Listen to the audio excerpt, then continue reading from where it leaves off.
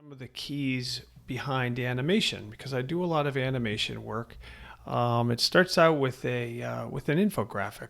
I'll play this one out here, and in this case here we start with the branding. Consumers shop and buy through an We increasing have number the of connected channels and devices. Each time let they me feel turn it down. Actually, turn the volume down. Yeah. So we start with the branding. So I'll play it out in a second here, but we'll start with the branding of the company. Usually write out a script or a storyboard somehow. Kind of make this flow first like an infographic, so the client can actually see it going step by step by step. So I'll know what it is that I need to create, what I need to illustrate going through, and I'll have several scenes. So we'll storyboard this all the way through, and then I'll get all my assets in place and draw all these different things, because they'll have a story that they want to tell.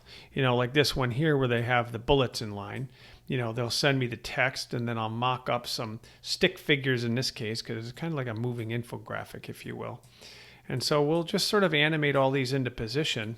I'll let this play out and show you.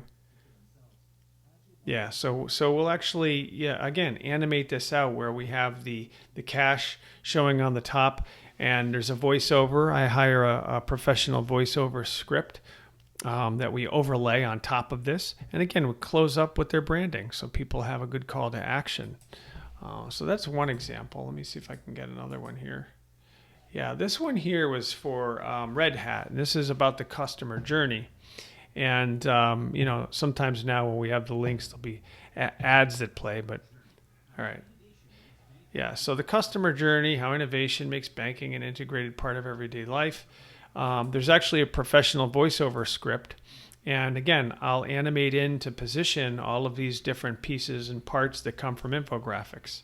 So you're listening to the story play out while we're animating into position all the different parts and pieces of the infographic. So it'll continue on. This one here was roughly 4 minutes. Yeah, it was like 3.4 minutes. And again, telling the story and timing is critical. So I'll create the storyboard based on an infographic and doing the split screen here. And sometimes along the way, you'll find little filler pieces, but little details like see the clouds moving on the screen across the computer screen. The people moving their arms and moving their heads simultaneously while they're talking through it. So you want it to be visually engaging. You want things to pop up right at the right time so people can see it and follow along to it. Otherwise, it just doesn't feel right. So think of it kind of like you're working on a sort of like a mini movie, if you will. And these here, so again, in the background, you see the boats moving across the horizon. The clouds are moving across the horizon. The guy picks up his phone and, he's distraught by the word that he heard that the storm ruined his house. Again, this is all simultaneous to the story going on in the background.